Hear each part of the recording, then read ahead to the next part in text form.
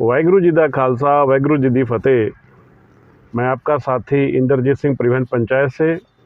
दोस्तों, जैसा कि आप सभी को पता है कि न्याय संहिता 2023 जिसे हम काले कानून के नाम से जानते हैं, अभी 8 तारीख को एक गृह मंत्रालय से चिट्ठी आई थी कि भाई हमने ऑल इंडिया मोटर कांग्रेस से बात करी है और वो एड्रेस भी ऑल इंडिया मोटर कांग्रेस के प्रधान के नाम से की गई थी कि हमने कानून बनाया, लागू नहीं किया गया। मित्रों, इस पर मैं आपके ऊपर छोड़ता हूँ, फैसला आपने करना है। सबसे पहले तो आप लोग क्या करें कि किसी भी वकील से आप जानकारी ले सकते हैं, या बुक सेलर जो कानून की किताबें छापते हैं उनसे जानकारी ले सकते हैं। जो इंडियन पिनल कोड था उसे अब न्याय संहिता का नाम दिया गया है। तो जो पहले लापरवाही की हमारी धारा थी 304 और 304 ए, अब उसको बदलकर 106(1) और 106(2) न्याय संहिता कर दिया गया है। इंडियन कोड की जगह ये दे दिया, और ये सारी किताबें सभी जजों के पास भेज दी गई हैं और सारे वकीलों की लाइब्रेरी पे चली गई हैं, क्योंकि जब मुकदमा बनेगा जिस दिन ये नोटिफिकेशन, एक ही नोटिफिकेशन होनी है, बाकी सारा काम हो चुका है, सारी किताबें सबके पास पहुंच चुकी हैं। और फरवरी मार्च में जो इनका सेमेस्टर है, जो लॉ की पढ़ाई कर रहे हैं, उनको भी यही पढ़ाया जाएगा। तमाम जजों को सब दोबारा से पढ़ना होगा, वकीलों को दोबारा से पढ़ना, क्योंकि जिरा इसी के ऊपर करनी है। अब आते हैं इस बात पे, कई हमारे भारतीय जनता पार्टी के मित्र कहते हैं कि आप गलत कर रहे हैं, गुमराह कर रहे हैं। मैंने माना हम गुमराह करते हैं। मैंने लिखा था कि भारत में कोई भी एक ऐसा अधिकारी अपॉइंट गवर्नमेंट ऑफ इंडिया की तरफ से हो जो ये बता सके कि भाई अगर किसी को कोई समस्या है उससे संपर्क किया जा सके। कोई नहीं है, कोई बताना नहीं चाहता। अब बात पे आते हैं कि अगर ये कानून बन गया है और आप कहते हैं लागू नहीं होगा, तो आप इसके खत्म क्यों नहीं कर देते? 304 ए ये कहता था लापरवाही से गाड़ी चलाने में अगर किसी की जान चली जाती है तो आपको 1 महीने से लेकर 2 साल तक की सज़ा हो सकती है और 50,000 तक जुर्माना हो सकता है। अब ये सज़ा बढ़ा दी गई है। अब अगर आपकी गाड़ी से ये लिखा गया 106(1) या 2 लिखा गया, तो मिनिमम आपको 5 साल की सज़ा तय है। कोई नहीं रोकने वाला, कोई कानून की कोई ताकत नहीं है कि आपको 5 साल से कम सज़ा छोड़ दे। सच्चाई है। अगर कोई आदमी नहीं कहता, मैं अधिवक्ता तो नहीं हूँ, लेकिन गाड़ी चलाते हुए और सब कुछ सीखते हुए पता लग गया कि जो हमने सीखा है, किताबों में पढ़ा, वो आपको बता रहे हैं। कोई जज इतना रहमदिल आ जाए कि आपको सिर्फ वारंट करके छोड़ दे, ऐसा संभव नहीं लगता। हमने सरकार से कहा था कि अगर कोई मदिरा पान करके गाड़ी चलाता है उसके ऊपर आप ये कार्रवाई करें, हमें इसमें कोई एतराज़ नहीं है, आप ये काम कर सकते हैं। लेकिन ऐसे तो नहीं होना चाहिए। अब दोस्तों क्या होगा? सरकार अपनी बात पे अड़ी हुई है, और सरकार सिर्फ जिस प्रकार हमारा नवनिर्मित मंदिर श्री राम का जो है उसका उद्घाटन जल्दी में कर रही है, क्योंकि आचार संहिता आगे लगने वाली है, क्योंकि इससे इसको लाभ मिल पाए।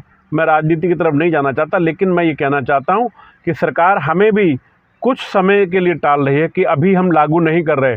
मित्रों, अगर ये सरकार दोबारा आ गई और उसने लागू कर दिया तो आप क्या करोगे? 5 साल इंतजार करोगे सरकार के बदलने का?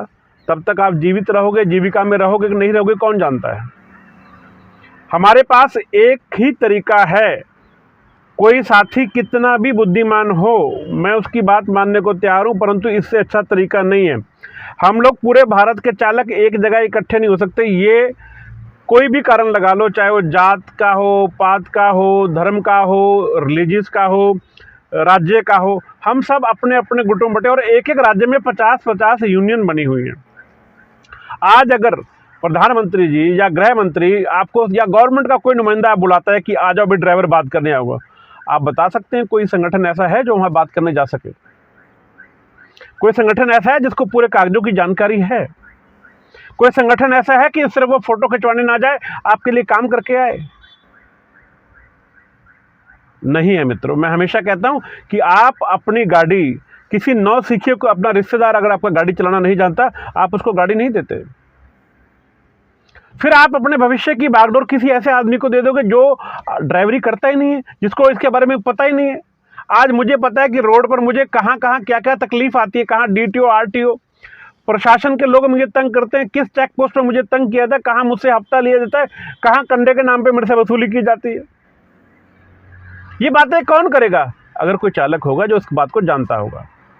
रही बात, अगर आप ये चाहते हैं तो सबसे पहले हर एक आदमी का फेसबुक है, वो फेसबुक पे आकर वॉइस ऑफ ट्रांसपोर्ट को फॉलो करें, जिससे कि आपको पूरे भारत की सूचना मिलती रहे।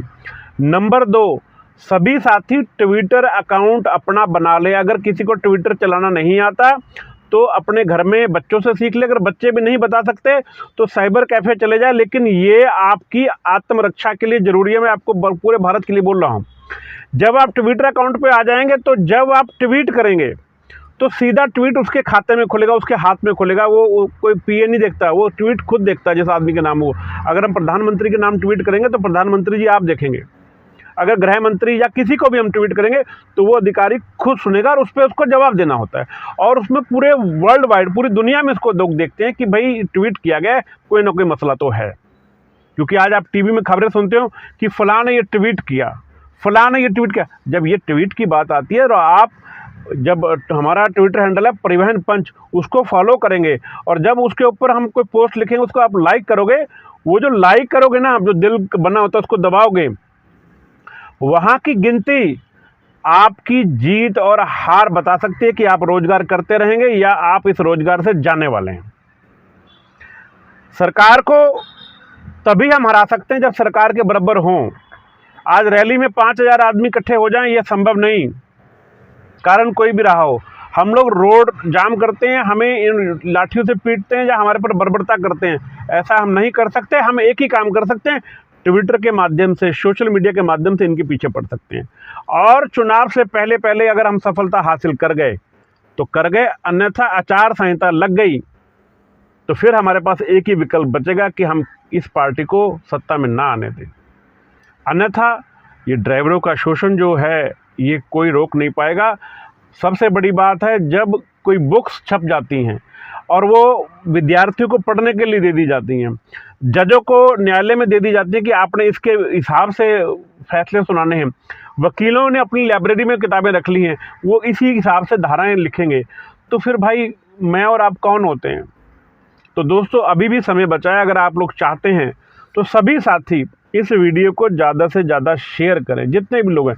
और जिन्होंने अभी तक इस चैनल को सब्सक्राइब नहीं किया वो बेल आइकन का बटन दबाएं और सब्सक्राइब करें, क्योंकि आपस में हमारा सबसे बड़ा जो नुकसान होता है, हमारा मैसेज कन्वे नहीं होता। हम सब लोग कहते हैं कि मैं जो कह रहा हूँ वो ठीक है, लेकिन बात को तोल कर देखो। किताबों की बात है, अगर किसी ने लिख दिया है कि भाई ये लागू हो गया है तो उसको भाई कैसे कर पाओगे। सारी किताबें सब तक पहुंच गई हैं। मैं एक को दूसरी माध्यम में समझाता हूं कि अगर सभी जगह मोर्चा बना दिया जाए और सारी तरफ गन खड़ी कर दी जाए, सिर्फ एक ऑर्डर देना है, फायर, और सारी गोलियां दंदनाती हुई आपके ऊपर आ जाएंगी। फिल्मों में देखते हैं ना, जैसे जलियांवाला बाग में था, एक रास्ता था, वहीं पर आकर उन्होंने अपनी फोर्स लगा दी। तो आज हमारे पास एक ही रास्ता है, वो हमारा जनमत का रास्ता है, ट्विटर का माध्यम से। ट्विटर पे आप परिवहन पंच के साथ जितने लोग ज़्यादा जुड़ जाओगे उतनी ताकत बड़ी हो जाएगी और हम सरकार पर विजय पा सकते हैं। अन्यथा मित्रों हमारे पास कोई रास्ता नहीं है। ना मैं राजनेता हूँ, ना आप राजनेता, ना हम में से कोई राजनेता निकल सकता। अगर निकलेगा भी तो वो हमारा सिर्फ खिलवाड़ करेगा। हम कोई राजनीति नहीं करना चाहते। हम अपनी गाड़ी चलाते थे, चलाना चाहते हैं। हमने अपने परिवार को, अपनी ज़रूरतों को अपने हिसाब से तय कर लिया है कि मैंने आज गाड़ी ली है, इसकी 15 किस्तें बच गई हैं, 10 किस्तें बच गई हैं, या मैंने अभी ली है, या मैं नौकरी कर रहा हूं तो मुझे पता है कि मेरे को इतनी तनख्वाह मिलती है, इतना मेरे को इधर उधर से बन जाता है, इतना पैसा मेरे पास आता है, इतने में मेरे बच्चे पढ़ जाएंगे या काम कर लेंगे या मैं अपना कोई काम कर लूँगा। लेकिन अगर आज मुझे घर बैठने के लिए मजबूर कर दिया जाए, हमारे साथी जितने यात्री वाहन वाले हैं वो अपनी सवारी से इस बारे में चर्चा जरूर करें। कल हमारे साथी ने भी चर्चा की थी अपनी सवारी से, बीजेपी का लीडर था, कि भाई ऐसे करके दिक्कत है। तो ऐसा अगर सभी लोग करेंगे ना तो हमारा मैसेज पहुंचेगा, हम सभी तक अपनी आवाज़ पहुंचाएं। जो लोग ये कहते हैं ना कि अभी लागू नहीं हुआ, लागू तो कभी दिल्ली के अंदर परिवहन मंत्री राजेंद्र गुप्ता ने और साहेब सिंह मुख्यमंत्री थे, तब उन्होंने कहा था कि बसें सिंगल मालिक की नहीं चलेंगी, सोसाइटी में चलेंगी या ट्रांसपोर्ट की चलेंगी। आज उसी की देन है, दिल्ली के अंदर एक भी इंडिविजुअल गाड़ी परमिट पर नहीं चलती, सब क्लस्टर में चलती हैं। तो मित्रों जो कानून बन गया ना वो बन गया है, मैंने कहा था, हमारे साथी जब मिलने गए थे साहिब सिंह वर्मा जी से, तो वो कह रहे कि भाई हमें दिवाली निकाल दो, परमिट दिवाली तक दे दो, दिवाली के पास की बात थी। तो मैंने कहा था आदरणीय मुख्यमंत्री जी, आप हमें परमिट दे दीजिए, मेरी बस चलेगी तो मेरी रोज़ दिवाली है। तो उस पर साहिब सिंह जी ने कहा था कि देखो भाई, मैं जब तक हूँ तब तक मैं तुम्हारी ये चीज़ें नहीं जाने दूंगा, परंतु ये लिखा गया है, अधिकारीगण जो लिख देते हैं वो लागू जरूर होगा। खारिज करने की बात हमें उतना तब दिमाग नहीं था, हम खारिज नहीं करवा पाए। अगर तब खारिज करवाया होता तो आज हमारी बसें दिल्ली की सड़कों पर चल रही होती। दोस्तों, फैसला आपका है। इतने कम समय में सारी बातें बता पाना बड़ा मुश्किल है। हाँ, हमारा जो फेसबुक पेज है उस पर हम लाइव आते हैं कई बार, तो उस पर आप सारे आदमी जब आ जाएंगे तो वहाँ पर हम लाइव बातें भी कर सकते हैं आपस में कि कैसे कैसे क्या होता है। अगर आपको अच्छा लगे तो ट्विटर पर जरूर आएँ, आपसे हाथ जोड़कर विनती करता हूँ, क्योंकि ट्विटर एक ऐसा माध्यम है जिससे सरकार को हम अपनी बातें बता सकते हैं। वीडियो को ज़्यादा से ज़्यादा शेयर करें, अपने सुझाव जरूर दें, और ईश्वर के लिए, भगवान के लिए, वाहिगुरु के लिए, अल्लाह के लिए, गॉड के लिए आप इस समय भारत के सभी चालक एक हो जाओ। अगर चालक एक होंगे तभी हमारी जीत हो पाएगी, वरना हमें कोई कभी कहीं बेच आता है, कभी कोई कहीं हमारा सौदा कराता है। तो ये अगर आप ख़त्म करना चाहते हैं तो थोड़ा सा प्रयास आपको भी करना पड़ेगा। वाहिगुरु जी का खालसा, वाहिगुरु जी की फतेह।